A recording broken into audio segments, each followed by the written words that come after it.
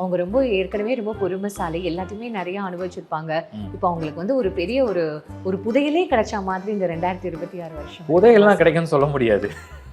அப்படின்னு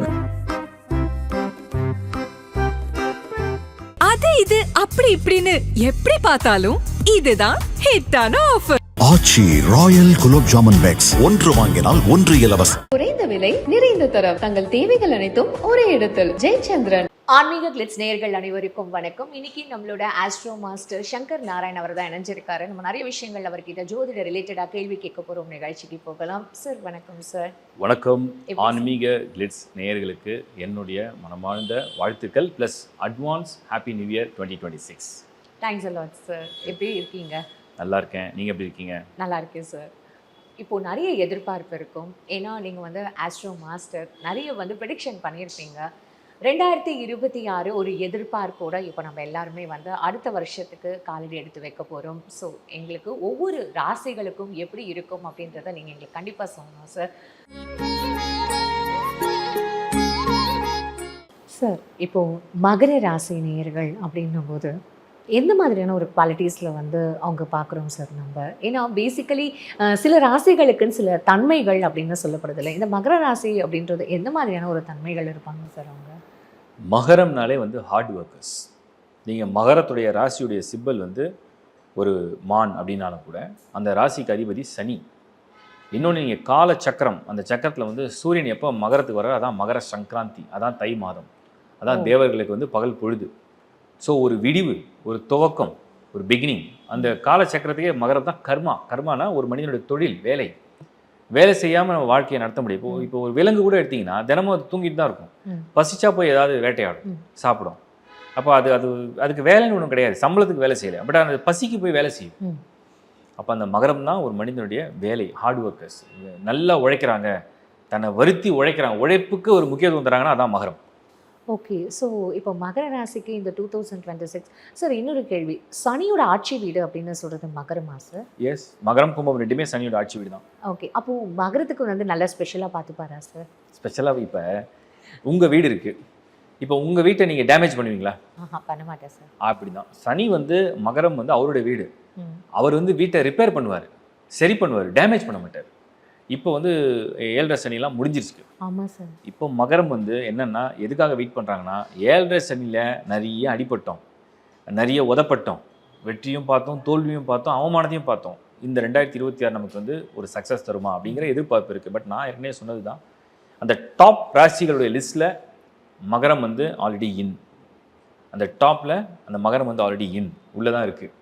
ஸோ மகரம் ஃபஸ்ட்டு பொருளாதாரம், ஃபைனான்ஷியலாக நல்லா இருந்தாலே எல்லாமே நல்லாயிருக்கும். ஃபைனான்ஷியலாக நம்ம டிக் அடிச்சிடலாம், நல்லா இருக்குது. ஏன்னா ராகு தான் செகண்ட் ஹவுஸில் இருக்கார், பணத்தை கொண்டு வர்றாரு.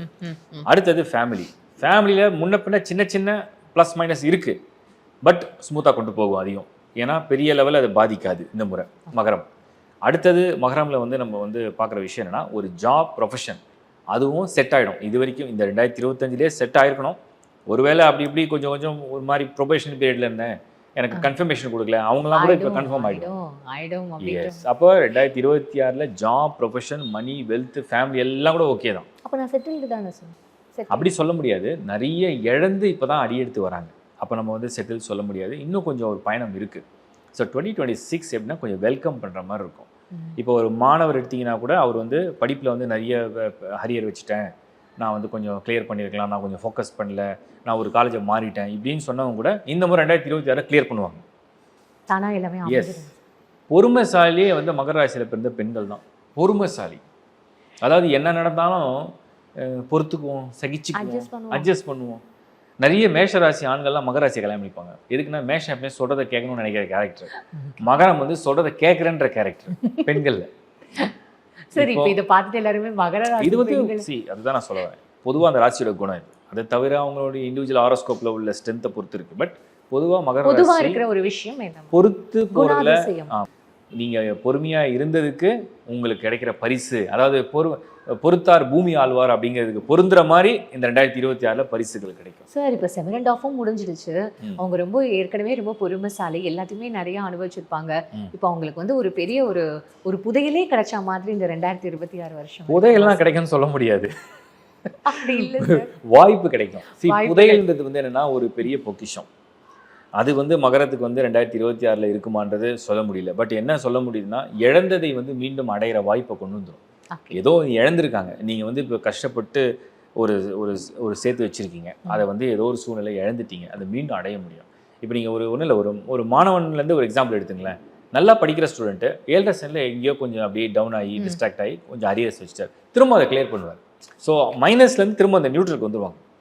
நியூட்ரல்லேருந்து இப்போ 2026 கொஞ்சம் பெட்டராக போகிறாங்க. என்னென்ன இழந்தோமோ அது எல்லாமே நான் வந்து இந்த 2026 எனக்கு திருப்பியும் கிடைச்சிடும் அப்படின்ற போதே அதுவே ஒரு பெரிய ஒரு என்ன சொல்கிறது, ஒரு மோட்டிவேஷனலாக ஃபீல் ஆகுது இல்லை சார் ஆக்சுவலி.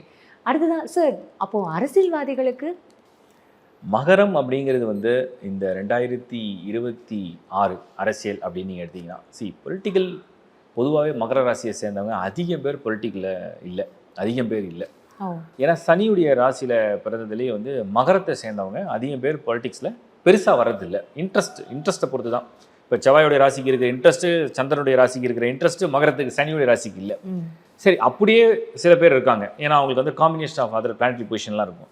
அந்த மாதிரி இன்ட்ரெஸ்ட்டாக உள்ளவங்களுக்கு 2026 ஆக்சுவலாக வெல்கம் பண்ணுதுன்னு அர்த்தம்.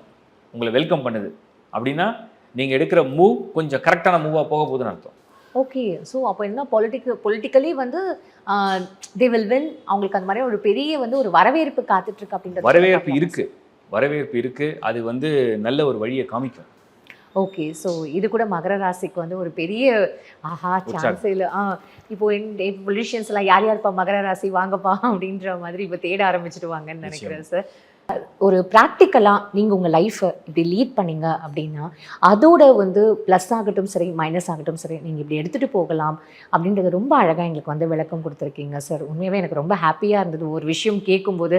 ஏன்னா ரொம்ப ஹோப்ஸ் கொடுக்காம இல்லைனா ரொம்ப எப்படியும் இல்லாமல் இப்படி எடுத்துகிட்டு போங்க, இதுதான் வந்து ரியாலிட்டியோட உங்கள் லைஃப்பை நீங்கள் கனெக்ட் பண்ணிக்கணும் அப்படின்றத ரொம்ப அழகாக எங்களுக்கு எக்ஸ்பிளைன் பண்ணிங்க.